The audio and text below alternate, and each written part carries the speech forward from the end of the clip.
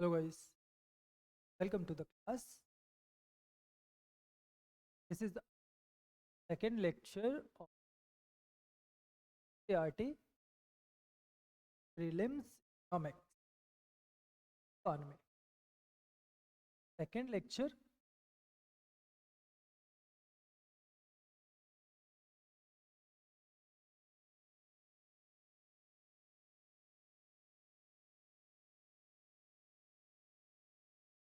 Two. This lecture, what we will going to cover is national income and accounting. Chapter will cover basically about some basics of national income and its related aggregates terms we will introduce here. What will be net factor? What is the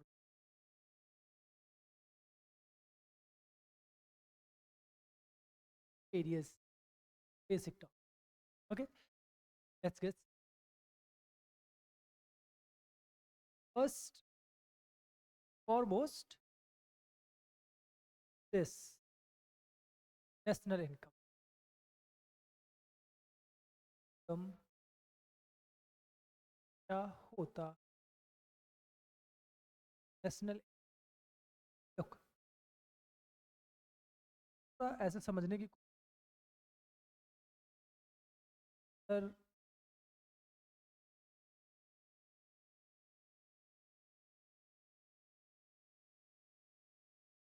हूँ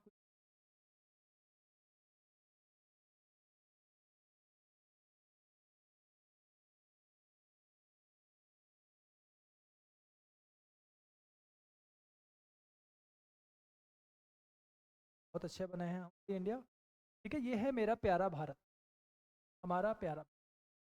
अब क्या होता है, प्यारे से भारत में प्यारे प्यारे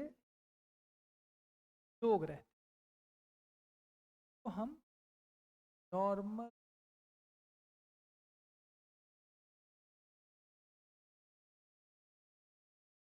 ये सारे लोग देश में रहते हैं, तो हम क्या बोलते हैं, residence residence of a country. कहता है goods and services produced by residence of a country is called national income. यहाँ पे in definition the national income refers to that value of final goods and services produced by normal residence of a country.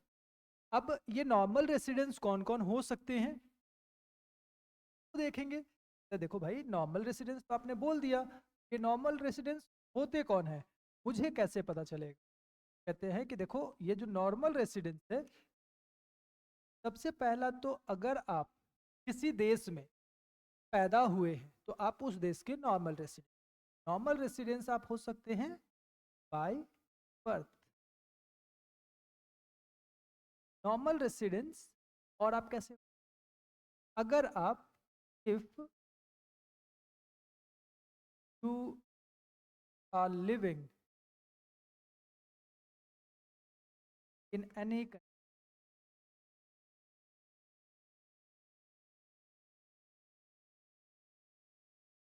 More then 1 year,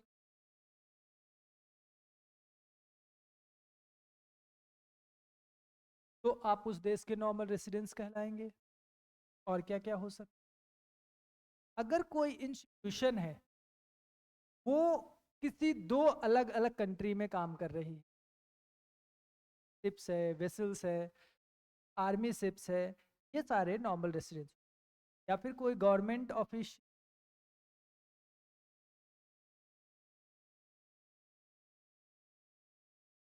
working other,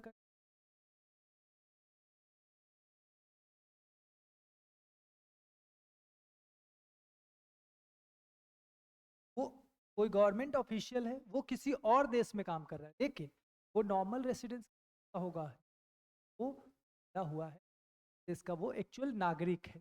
ठीक है, अब रेसिडेंशिप को हम समझ लिए, एक शब्द इसके पैरेलल चलता है, सिटीजन। अब आप मुझसे पूछो, क्या सर सिटीजन एंड रेसिडेंस ये दोनों अलग अलग होते हैं? कहूँगा हाँ, सिटीजन एक पॉलिटिकल कंसेप्ट है। तब आप किसी देश का सिटीजन है या नहीं है, ये कौन डिसाइड करेगा? Government decide, political lobby decide. For example, अगर आप देखें, भाई कोई एक बच्चा है, पैदा हुआ है किसी देश में, तो वो तो बाय बर्थ उस देश का रेसिडेंस और सिटीजन दोनों हो गया। लेकिन अगर मैं इंडियन हूँ, मुझे यूएसए में जाना है, यूएसए का सिटीजनशिप मुझे कब मिलेगा? जब यूएसए की गवर्नमेंट मुझे अप्रूव करेगी सिटीजन। वेयरएज रेसिडेंशिप क्या होता है कि अगर मैं 2 साल तक वहाँ काम कर लिया, मैं वहाँ का रेसिडेंस कहलाऊंगा। Citizenship is a political concept and residentship economical concept. जहाँ मेरा इकोनॉमिक इंटरेस्ट लाई कर जाएगा, वहाँ मैं क्या कहलाऊंगा? नॉर्मल रेसिडेंस कहला। बात क्लियर हो गया होगा? ठीक है। अब कहता है कि अब हम बेसिकली नेशनल इनकम निकालते ही क्यों है? क्या जरूरत क्या है भाई लोगों के पैसे कैलकुलेट? देश में कोई लोग या कोई इकॉनमी कितना एनुअल प्रोडक्शन कर रही है, कितना नहीं कर रही है, उससे क्या मतलब है? क्यों करते हैं, क्यों कैलकुलेट? अगर मेरे पास एक एग्रीगेट डेटा होगा, डेटा से क्या कर सकता हूँ? मैं उस फोरकास्टिंग, फ्यूचर के बारे में सोच, प्लानिंग कर सकता हूँ, दो अलग अलग देशों को कंपेयर कर सकता हूँ। तो प्लस माइनस इन सबको कंपेयर करते हैं। तो सबसे पहले क्या होता है हमारे पास कि हम कंपैरिजन कर पाते,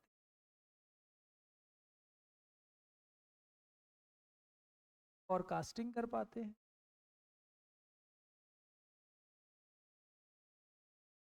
और हम क्या कर पाते हैं? हम कर पाते हैं आपका प्लानिंग कर।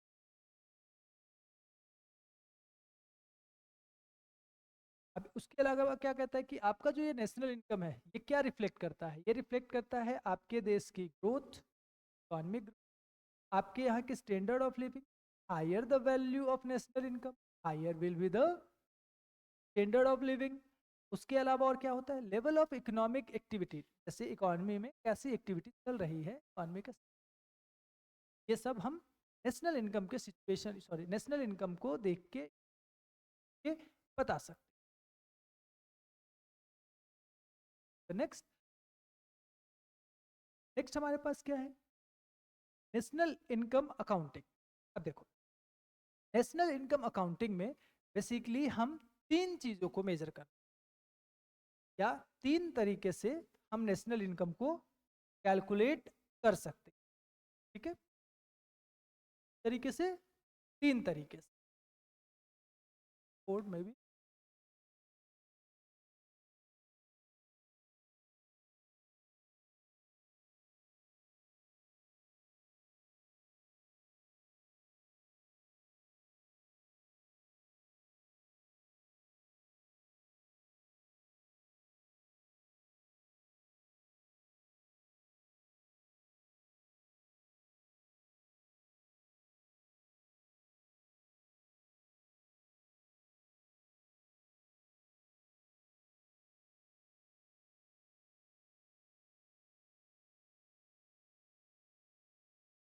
हम कितने तरीके से कैलकुलेट कर सकते हैं?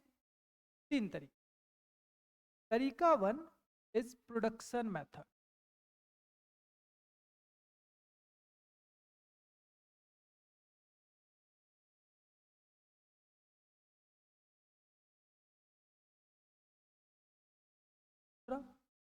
Income method.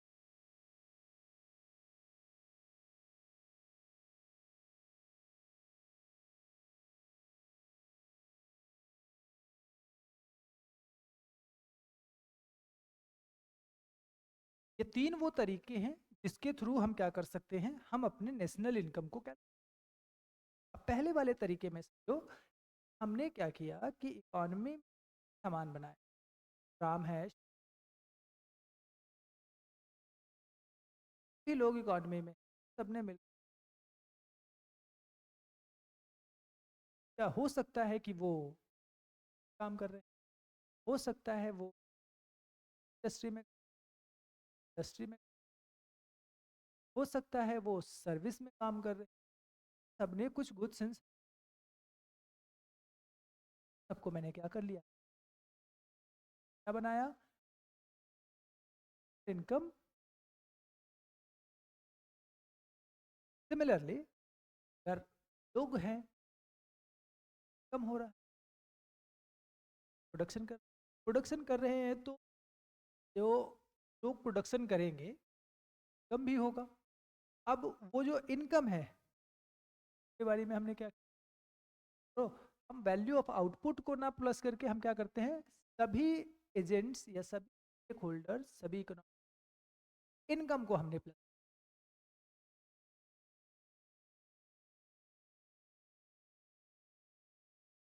एक्सपेंडिचर में क्या, अब जितने भी लोग इकॉनमी में, उन सभी लोगों का कुछ कम था, कुछ पैसे भी, पैसे खर्चों को काउंट कर ले एक्सपेंडिचर। ये तीन हमारे एग्रीगेट हो गए, production, production, aggregate expenditure and aggregate income.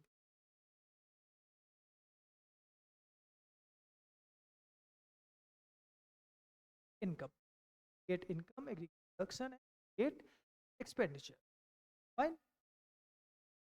अब ये क्यों हेल्प करता है, कैसे हेल्प करता है, ये मैंने बता दिया। पॉलिसी फॉर्मेशन में हेल्प करता है, कंपैरिजन। अगर हम इंडिया के अंदर टाइमलाइंस की, नेशनल इनकम अब से कैलकुलेट किया जाए, तो ये स्टार्ट होता है वे बैक टू 1800, ठीक है, 1867। और इसको सबसे पहली बार कैलकुलेट किया सरोजी ने, उन्होंने कैलकुलेट किया था दादा भाई सरोजी ने, ठीक? उसके बाद मतलब इन्होंने एक रफ एस्टिमेट दिया था, फिर साइंटिफिक एस्टिमेट आता है बाय प्रूफ, और वो लेके आते हैं V K R B Rao, doctor V K R B Rao. और ये कब लेके आते हैं, 32 में, ठीक है। और इसी बेस पे जैसे हमसे कभी कभी पूछ लेता है, भाई इंडिया का फर्स्ट ऑफिशियल सेंसस,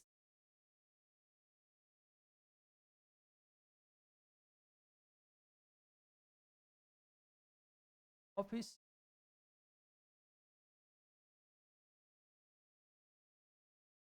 अब अगर हम ऑर्गेनाइजेशन की बात करें तो ये एसो द्वारा किया जाता है। एसो क्या है, central statistical office. And presently, अच्छा, सेंट्रल स्टैटिस्टिकल ऑफिस एक होता था एनएसओ, नेशनल टेम्पल सर्वे ऑर्गेनाइजेशन। तो एनएसएसओ और सीएसओ दोनों को मर्ज करके 2020 में बना दिया गया आपका एनएसओ।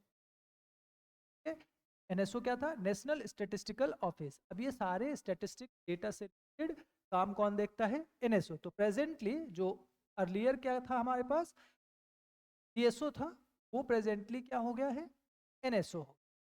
फाइन।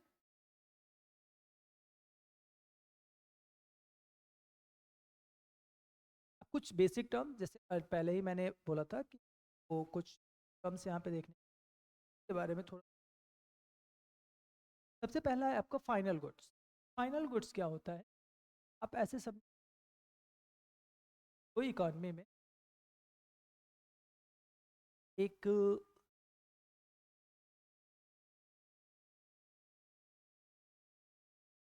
टी मेकर, वो खरीदता है मिल्क, चाय वाले ने खरीदा, से चाय बनाया और चाय को बेच दिया और को कंज्यूमर को बेच। तो इस एग्जाम्पल में अगर हम देखें तो टी जो कि फाइनल कंज्यूमर को बिक रहा है, एक फाइनल, चाय यहाँ पे क्या है, एक फाइनल गुड्स, ठीक है। वेर एज मिल्क, मिल्क क्या है, एक चाय वाला खरीद रहा है और फिर उस दूध से वो क्या बना रहा है, चाय बना रहा है। तो मिल्क यहाँ पे क्या है, इंटरमीडिएट, दूध यहाँ पे क्या है, इंटरमीडिएट। चाय क्या है, यहाँ पे क्वेश्चन, सर क्या दूध यहाँ पे फाइनल गुड्स हो सकता है? अगर दूध को मैं डायरेक्टली किसे बेच दूं, कंज्यूमर को, कंज्यूमर क्या कर ले, तुम कर ले, ये क्या कहे, फाइनल गुड। बेसिकली इसका मतलब क्या हुआ, मतलब ये हुआ कोई प्रोडक्ट जब डायरेक्टली फाइनल कंज्यूमर कंज्यूम करता है, रेडी टू कंज्यूम होता है, तो वो होता है। और अगर कोई लेवल ऑफ प्रोडक्शन रिमेनिंग है या वैल्यू एडिशन बाकी है किसी प्रोडक्ट में, इंटरमीडिएट। अब एक शब्द मैंने इस्तेमाल किया, वैल्यू एडिशन।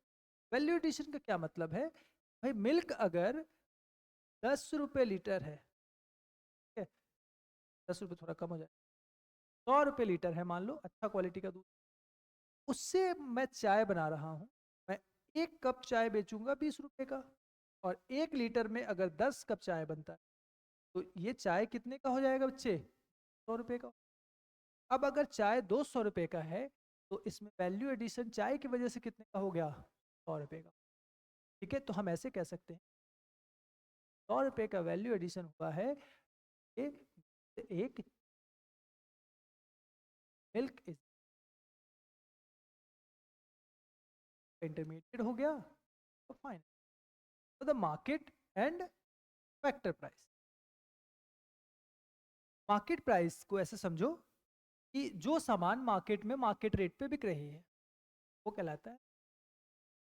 फैक्टर प्राइस का मतलब होता है कि वो प्राइस जो फैक्टर्स ऑफ प्रोडक्शन को पे किया गया है प्रोड्यूस करने की बात है ना, ऐसे समझो।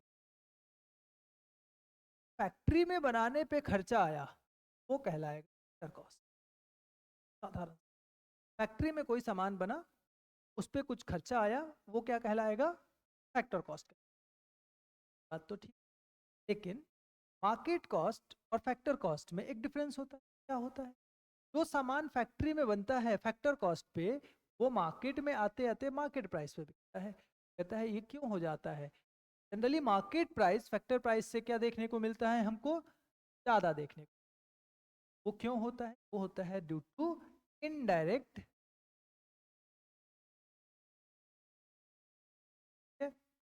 ये आपने जी कि फैक्ट्री से सामान बेचने तक पे क्या लग जाता है, गवर्नमेंट लग, जीएसटी, जीएसटी लगा देती है, जाता है मार्केट प्राइस हाई हो जाता है then factor price.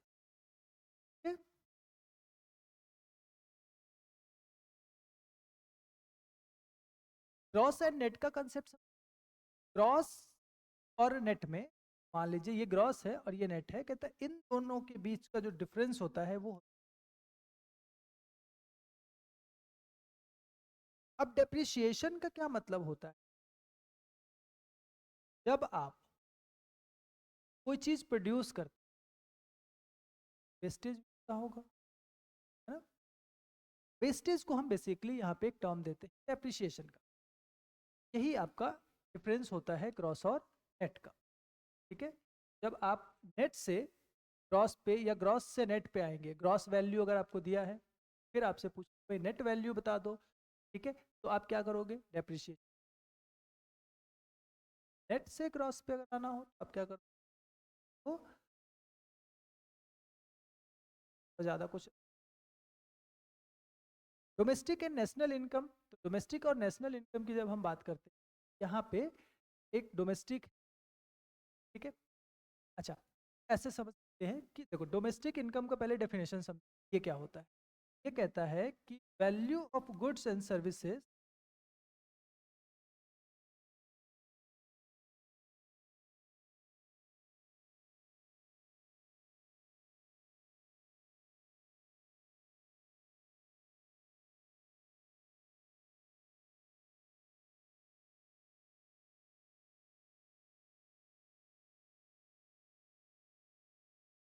value of goods and services produced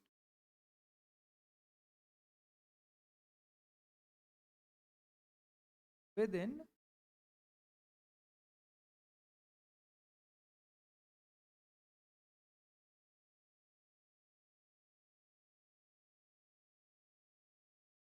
domestic territory में जो प्रोड्यूस होगा, तो अगर ये इंडिया है, मतलब इस इंडिया के अंदर जो सामान प्रोड्यूस होगा बच्चे, वो कहलाएगा domestic income. Whereas national income क्या होता है? नेशनल इनकम होता है जो इंडियंस प्रोड्यूस करेंगे, जो लोग प्रोड्यूस करेंगे, वो कहलाएगा नेशनल। भाई इंडियंस जो है वो इंडिया में भी रहते हैं, और इंडियंस जो है वो इंडिया के बाहर भी रहते हैं। अब जो इंडिया के बाहर रहते हैं वो भी पैसा कमाते हैं, वो भी प्रोडक्शन करते हैं, वो क्या करते हैं? इंडिया में भेजेंगे, तो हम बोलते हैं रेमिटेंसेस। और रेमिटेंसेस को हम यहाँ पे लिखते हैं net factor income from abroad, या इनकम जनरेटेड। देखो, domestic income is income generated with in the domestic territory, और national income is income generated by residence. ठीक है, तो इंडियन है वो इंडिया में भी मिलेंगे आपको, इंडिया से बाहर भी मिलेंगे। जब आपके पास डोमेस्टिक इनकम दिया हो तो आप क्या करोगे? नेशनल इनकम पे जाने के लिए जो रेमिटेंसेस होंगे वो क्या कर दोगे? है कि रेमिटेंसेस को इंक्लूड कर देंगे, तो हम कहाँ पहुंच जाएंगे? National income. ठीक है, के बाद मेजर्स ऑफ नेशनल बात करें हम, तो हमारे पास ग्रॉस वैल्यू एडिशन है, ग्रॉस डोमेस्टिक प्रोडक्ट है, नेट डोमेस्टिक प्रोडक्ट है, एंड नेट नेशनल प्रोडक्ट है। ये सारे टर्म्स होते हैं जब हम कैलकुलेट करते हैं नेशनल इनकम, तो वहाँ यूज करते हैं। ग्रॉस वैल्यू एडिशन का मतलब कितना सामान बनाया गया, gross domestic product with in domestic territory कितने बने हैं। ठीक है, नेट डोमेस्टिक प्रोडक्ट में से आप क्या करोगे? जस्ट मैंने बताया था कि अगर ग्रॉस डोमेस्टिक प्रोडक्ट से नेट डोमेस्टिक प्रोडक्ट पे जाना है, यानी कि ग्रॉस से नेट पे जाना है, तो आप क्या कर दोगे? डेप्रिशिएशन माइनस, डेप्रिशिएशन माइनस कर दिया है। फिर नेट डोमेस्टिक प्रोडक्ट है, नेट नेशनल प्रोडक्ट है। नेट नेशनल प्रोडक्ट पे कैसे जाएंगे? अगर नेशनल प्रोडक्ट है, ग्रॉस नेशनल प्रोडक्ट से नेट नेशनल प्रोडक्ट पे कैसे जाएंगे? डेप्रिशिएशन माइनस कर। कहीं पे भी ग्रॉस और नेट दो टर्म दिख जाए तो ग्रॉस और नेट का रिलेशन डिफरेंसेस डेप्रिशिएशन हो जाएगा। नेक्स्ट क्या है हमारे पास? नेशनल प्रोडक्ट एंड जीडीपी के बीच का रिलेशन। मैंने जस्ट बताया था आपको अभी अभी, जीडीपी एंड नेशनल के बीच का क्या है हमारे पास रिलेशन? जीडीपी एट एमपी है, जीडीपी को हम जीवीए भी बोलते हैं, plus product taxes minus product subsidy is nothing but NIT. NIT net indirect taxes. तो गवर्नमेंट आपको से कुछ टैक्स लेगी, गवर्नमेंट आपको कुछ देगी, के बीच का net factor income from abroad, ये मैंने किया है। तीन मेथड्स होते हैं आपके प्रोडक्शन के। कौन कौन सा? Production method, calculation of national production method, national income method and expenditure.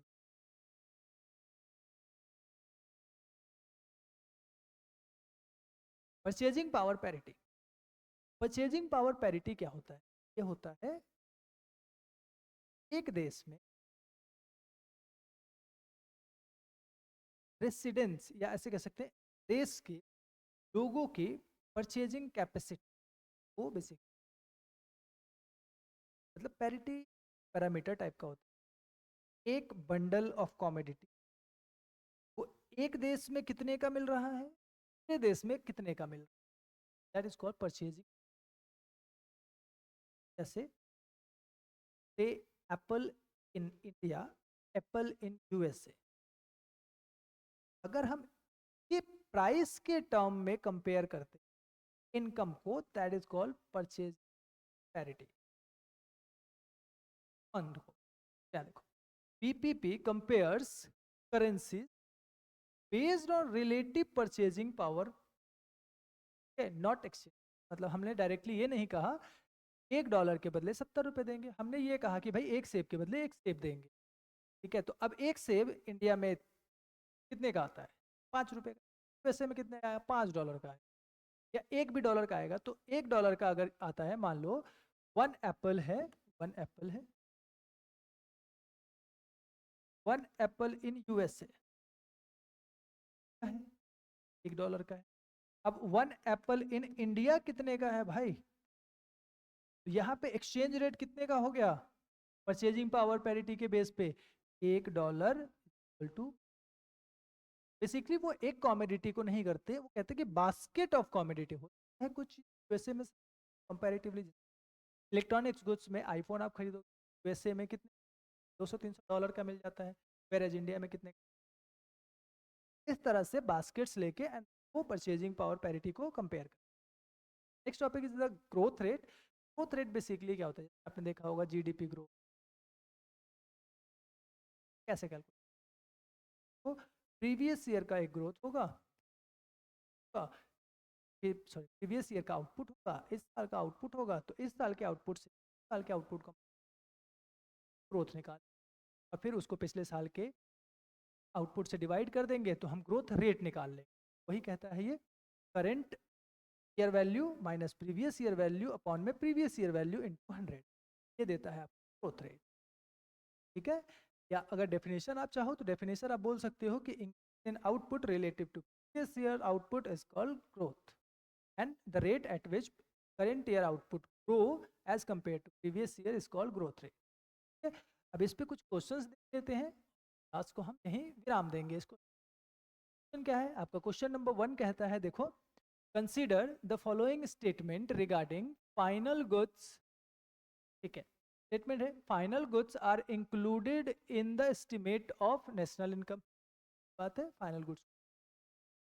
Intermediate goods are excluded, avoid double counting.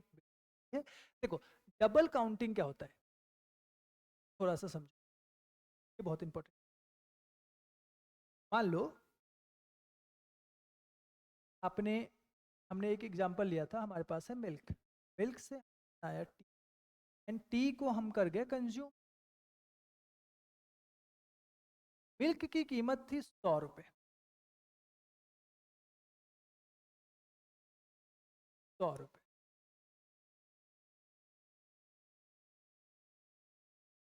Milk की जब हमने टी बनाया तो कीमत हो गई 200 रुपये। अब अगर कहता है अगर ये मिल्क इंटरमीडिएट गुड्स है और इसकी वैल्यू को भी इंक्लूड कर ले, इसकी वैल्यू को भी इंक्लूड कर ले तो टोटल प्रोडक्शन हो,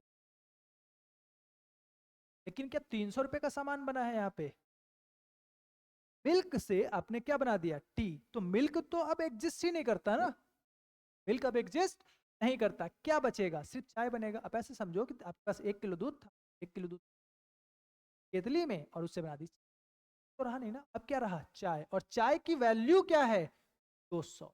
इसलिए अगर हम इंटरमीडिएट गुड्स की वैल्यू को ऐड करते हैं तो हमारा जो नेशनल इनकम है वो कितना बन जाएगा, वो कहते हैं प्रॉब्लम ऑफ डबल काउंटिंग, किसी चीज को 2 बार या एक से ज्यादा बार कैलकुलेट कर लेना, इवेल्युएट कर लेना। तो कहता है इसको नहीं करना, ये इंटरमीडिएट गुड्स है, इसने अपना फॉर्म चेंज कर दिया, अब ये एग्जिस्ट नहीं करता, तो हमेशा हम किसकी वैल्यू को लेंगे, फाइनल गुड्स को लेंगे, इंटरमीडिएट गुड्स को नहीं लेंगे। तो यहाँ पूछ रहा है कि एक्सक्लूड कर देते हैं, हाँ तो बिल्कुल कर देते हैं। All capital goods are intermediate goods, देखो ये एक एक्सट्रीम स्टेटमेंट है ऑल। ठीक है, आप जब भी एग्जाम में बैठोगे तो अगर किसी ऑप्शन को में कंफ्यूज हो तो आप देखो ऑल, ऑलवेज, और क्या हो सकता है ओनली, और क्या हो सकता है never. These are called extreme statements और ये 99.99999% टाइम गलत होते हैं, इसको तो हटा ही दो। तो हमने दिया, हमारा आंसर क्या हो जाएगा 1 और 2।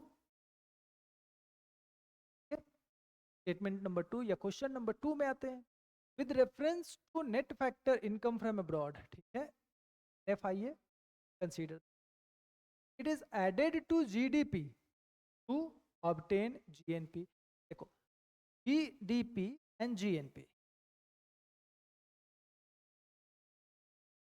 N this is gross, this is gross and this is also, अब ये ग्रॉस ग्रॉस है, this is product, this is product. Domestic से कहा जा रहे हैं हम, डोमेस्टिक इनकम मतलब production within territory, national income मतलब production bye residence, and residence can live in a territory और आउट ऑफ टेरिटरी। भाई इंडियन रहते हैं, इंडियन यूएसए में भी रहते हैं, तो आप क्या कहोगे? भाई देखो इंडियन है यूएसए में भी होगा, वो जो पैसा भेजेगा उसको ही तो एनएफआईए बोलते हैं गुरु, आइए बोलते हैं, तो क्या ऐड होगा? है, ठीक है। तो क्या है?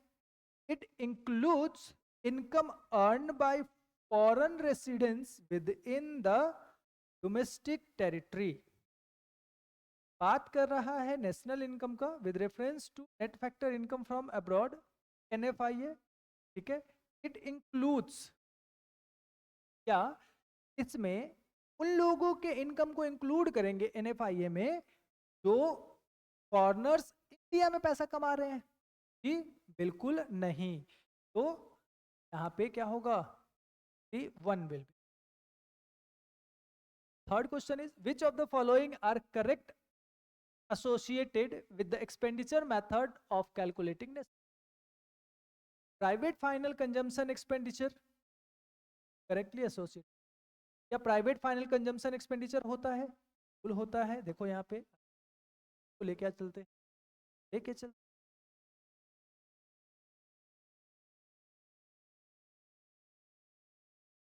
ये हमारा expenditure method, this is consumption, this is private consumption. Investment ये आपका कहलाता है, कहीं कहीं आपको ये देखने को मिलेगा नेट डोमेस्टिक कैपिटल फॉर्मेशन।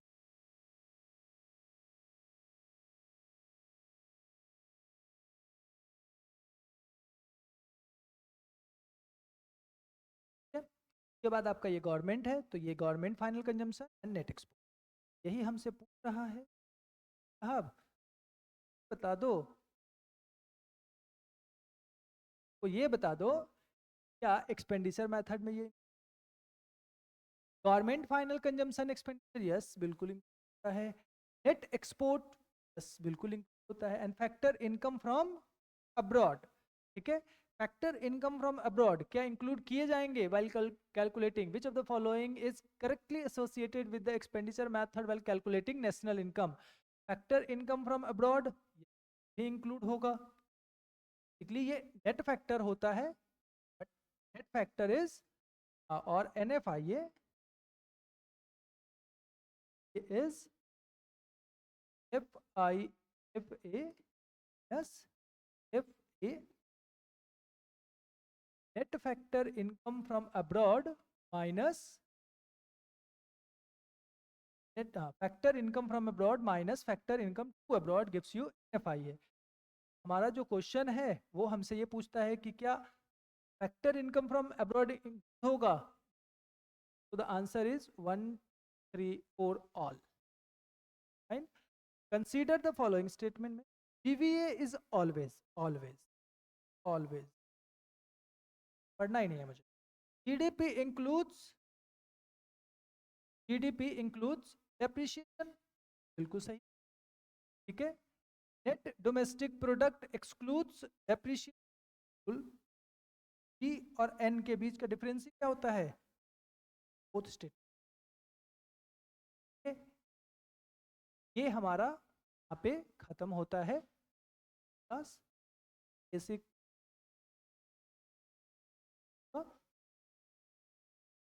आया होगा, नहीं तो पिन कर सकते हैं आपको।